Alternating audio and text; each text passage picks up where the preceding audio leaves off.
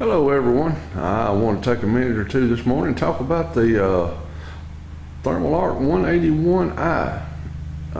Look for information on this machine when I was getting ready to buy one.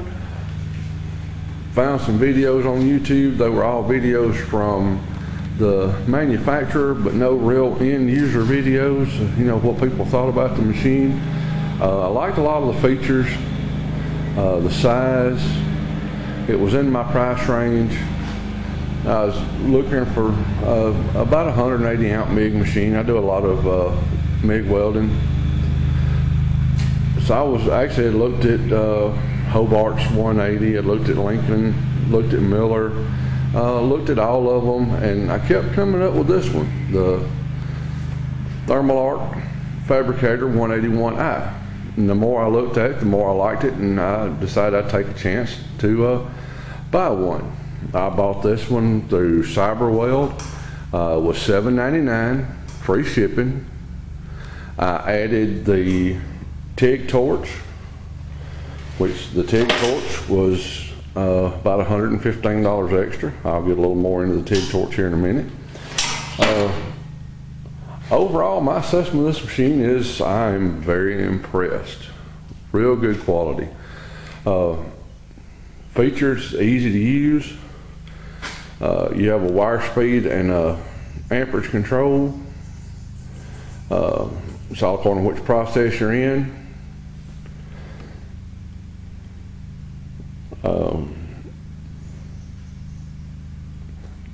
This is your inductance, how hard your arc is going to be, how deep it's going to penetrate, whether it's going to be a real soft arc or a real hard deep arc. This is your process button right here. It's MIG, lift, TIG, and stick. And your trigger button, 2T and 4T. Most time I leave it in 2T. And being unable to find a lot of information on the 2T and 4T, what that tells you is it's the 2T gives you the ability to start your arc when you mash the trigger on your gun, and when you let off the trigger it shuts itself off. With the 4T, you mash the trigger once, it starts, you weld, then you mash the trigger and release again, it shuts it off. Real simple. It's got a chart here. I know it's probably hard to see on this video, but it gives you a lot of the different welding parameters, tells you what you need to set your machine up at. Like on my MIG machine, on my MIG gun, I weld with 030 wire, and I'm using E70 S6 with 7525 gas. And if I'm welding 1/8 inch material, it shows my wire speed should be 460, my voltage display should be 22, and my inductance knob should be set at 8. Now these are just good general guidelines. I found that you have to play around with the settings a little bit to get it to weld like you want it to get a good, a really good flow out of it. Got your parameters for stick, your parameters for lift TIG. It also comes with this Victor gauge. Victor's very good quality. And then I bought this Profax gauge. I wanted a dedicated gauge to my argon tank for my TIG. I didn't want to have to swap back and forth between bottles. Comes with a ground clamp. It's a good quality ground clamp. It's on about a 10-foot cable. I had some extra cable, so I bought a female connector of the same, I think it's called a dense type. It's the same that's in the machine right here. And I added, it's about a 20-foot extension for the ground cable, and I also did the same with the lead. The lead comes with about a 12 or 15 foot lead. It comes with a very nice WellSkill electrode holder, and I added about 20 foot, so I've got between 35 and 40 feet of electrode lead, and I've got about 25 to 30 feet of my ground lead. Okay, let's just to start with, this is the manual. I was, pretty impressed with their manual. It gives you a lot of information on setup, how to run the machine. It's probably 90% all in English. As you can tell, I live in the Southeast. I do have a heavy Southern accent. Sound a little redneck. And I don't speak Spanish or French or whatever other language you want to talk about. It's just good old Southern English. On-off switch is back here. May be a little hard to see, but turn the machine on from the back, and voila, she's all lit up like a Christmas tree. All right, so now we're in the MIG process. To change from MIG to stick, it's just to TIG, simple. Press the button, press it again, goes to stick. If you notice on stick, your 2T and 4T light goes out. That function is not available in stick. I'm going to go back to MIG.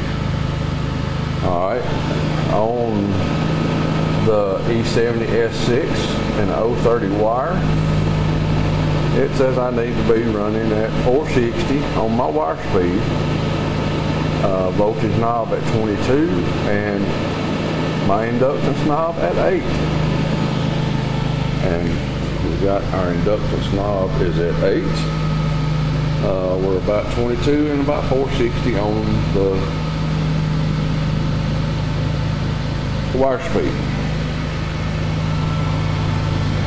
If you want to change over to TIG, it's as simple as mashing the button goes to TIG. Then you drop down here and look at your chart, and it tells you, like I'm running 3/32 tungsten and 3/32 filler rod. I need to be between 115 and 165 amps for mile steel. And your wire speed and your amperage control knob is the same knob. You use it for amperage setting on your TIG, and you use it for wire speed on your MIG. Real easy. Changeover is pretty painless.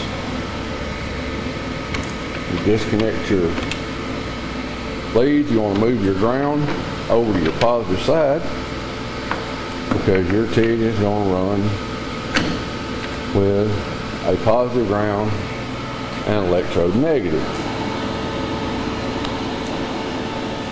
Bring the handy dandy connector over here. You can see the type of connector it has. Just pop that in and give it about a half twist. You got to disconnect that plug. Bring this plug around, and you can only put it on one way. It's got several different notches inside. Line your notches up. You don't have to force it in, and it just slides right in. Real easy. Okay, and this is set on about 120 right now for my TIG, which is 115 to 165. I found it about 130 is where it runs the best. 135, maybe 140, somewhere in that neighborhood. It's just, you have to play with the machine and figure it out, get the feel of it, see what you think about it. I'm going to reach back here and turn it off for a minute. One of the things that was advertised on the TIG was the lift start. Now I looked all over, could not find information on exactly what lift start was. I was, familiar with scratch start and high frequency start, but the scratch start, the machine is turned off, so it's not going to arc. But just the lift start basically means you touch your tungsten to the metal, make sure you got your gas on, you mash your button, and it gives a little real fine arc. And when you lift it off of the metal, it establishes your arc. Real easy. You don't have to scratch start or touch it like with a dry rig. I got used to using a dry rig for a while, and on another machine that I had, like the dry rig. Scratch start is easy. You gotta, this is your button right here to start it with. This is your gas knob. You turn your gas on and off right here. Remember to turn your gas on. If you don't turn your gas on, it does make a mess. That tungsten will ball up, get really hot. Here is a little bit I run with the TIG. You know, doesn't look very professional. I'm not real proficient with TIG, never claimed to be, but I'm learning. It's a lot of fun to play around with it. Most of the work I do is with MIG. Here's some of the MIG welds that this gun does. You know, they look good, nice penetration. It's real easy to set up.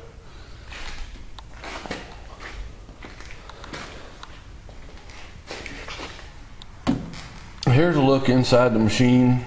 You got a burn back control knob that controls how much your wires left sticking out. You got a switch here to go from MIG gun to spool gun. I do not have the spool gun. You got a local and remote switch. You can set it up to work off of a remote start, which is a real nice feature.